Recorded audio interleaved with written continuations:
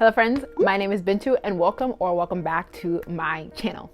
So today's video is going to be another good old-fashioned book haul, the first of 2021 and actually the second ever on my channel. I recently come into the possession of a decent number, or what I consider to be a decent number of books. Either books that I bought, so I made like a trip to half price books, or books that were gifted to me over the holidays, because it turns out when you tell your friends you have a booktube channel, suddenly all your gifts are books.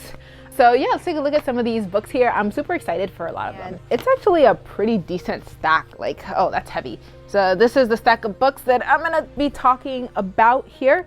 I'll begin with one that was actually a gift from one of my good friends that watches this channel. So thank you, Justin, for getting me a copy of The Alchemist. I talked about this in one of my videos, one of my early videos about the top 5 books that changed my life. Alchemist is definitely one of my favorite books. And this is a graphic novel representation of the book. So I'm super excited to get through this, particularly as someone that's not a huge graphic novel reader. It'd be really cool to see one of my favorite stories told in graphic novel version. So The Alchemist. Next up, I picked this up from Half Price Books. Maybe You Should Talk to Someone by Lori Gottlieb. Yeah, I think that's right. And this is a book that I think it's a relatively new release. It's not that old, but I have seen this around and it's something that I was interested in reading. And they had it there, so I decided to pick it up. And I think the author's a therapist, and she is talking about, what is it, the importance of therapy maybe, or her patients' lives. I wonder how detailed she gets in this. Yeah, this will be really interesting to read. Another book I picked up, so Financial Freedom, Proven Path to All the Money You Will Ever Need by Grant Sabatier. Personal finance is one of those things that really fascinates me. Even though I watch a lot of personal finance content, I don't think I've read very many personal finance books other than some of the super foundational ones that got me started. So I've got quite a few of them here actually that I'm looking forward to getting read in the year 2021. This author, apparently he also runs a podcast or a blog that's called Financial Freedom. Never actually heard of him, but this book was very highly recommended in the personal finance community, so that's why I picked this up. I'm already a decent way through, about halfway actually, and so far it's good. I don't think that there's anything new in here, super new in here. I mean, that's the thing about personal finance advice, is all kind of the same thing, you just gotta do it. Next, we have 2 classics that I picked up at Half Price Book. The 7 Habits of Highly Effective People and How to Win Friends and Influence People. These are, like I said, these are classics, probably some very highly read books, but turns out I've never read either of these books. So I'm super interested to get these read and just to figure out what all the hype is about for these books. I mean, they've been around so long and people talk about them so much that there's gotta be some really good nuggets in here. A random pick. So I picked up Stephen King's Needful Things. I picked this up because, again, I was at Half Price Books and it was like $5 for this massive hardcover. So I was like, why not? I did look up while I was in there what Needful Things is about, and it's pretty highly rated. So I think I'll really like this. I mean, I've read a lot of Stephen King in 2020. And I think I got through his like more popular work. So now it's just some of the less popular ones. And I think Needful Things might be one of those where it's less popular, but it's very highly rated. This is pretty long though. It's nearly 700 pages. I think it looks longer than it is, though that's still quite long.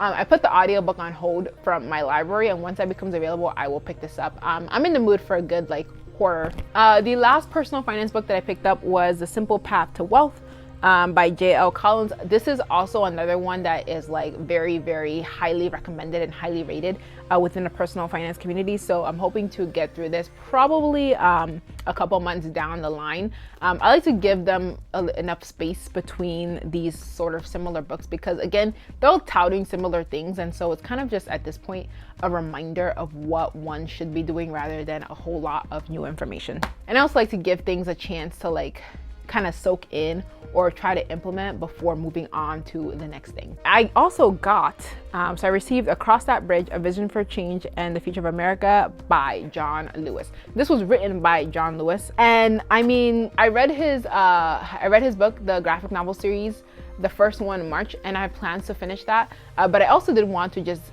read this just like written work on what he has to say. I think he's an incredible gentleman, and I'm just very interested to learn more about his life. This is pretty short as well, so definitely a book that I'm gonna get to this year. Yeah, it's just less than 200 pages and it's like really tiny too. Super cute. Next, a very popular book, Atomic Habits. This is Tiny Changes, Remarkable Results.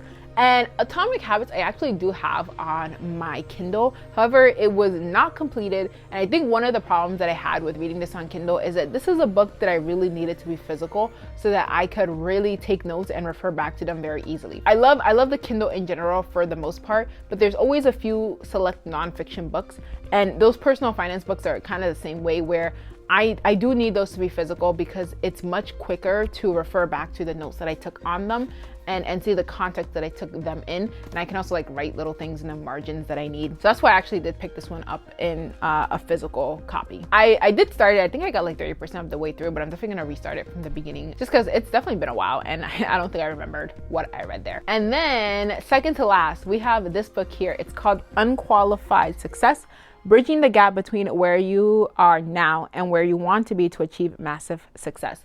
Another very highly rated book. This isn't necessarily personal finance. I think it's just about, I guess, achieving the goals that you want in general. A lot more like productivity nonfiction in this haul for sure. That's probably one of the things that I'm gonna be reading a lot more of in 2021, or at least more than I did in 2020, where I only read, I think, maybe 2 or 3 productivity nonfiction books. But yeah, so I think it's just like giving you tips for how you can achieve the goals that you want.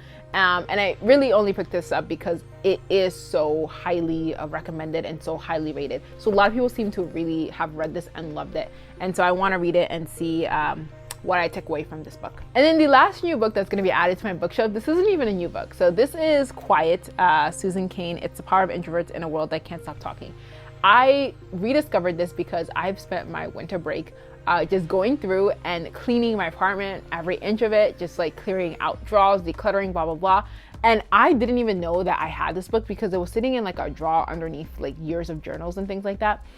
But this would have to be at least 5 years old because this is a book that I definitely bought while I lived in New York City. And I've been living in Washington for close to 5 years now. So it is at least 5 years old, probably even a little bit older. And you know what? I had started this and I still have the old bookmark in here, or it's just like a little post-it. I made it to page 60 and just literally never finished it. I don't even know why, but I know that it intrigued me. So this is definitely something that I should probably pick back up and read now that I've rediscovered it. All right, guys, those are all of the newer physical books that have made it into my possession for 2021. As you can see the pattern here, a lot of nonfiction, just because in general, if I'm gonna get physical books for myself, they're generally gonna be nonfiction books, and then a lot of like productivity and finance books in here as well. I'm super excited to get through a lot of these books in the coming months. Let me know in the comments what are some of your more recent acquisitions in your library, whether it's physical or digital, and what you're most excited to get started reading in this new year. In the meantime, as always, thank you so much for watching, and I will see you in the next one.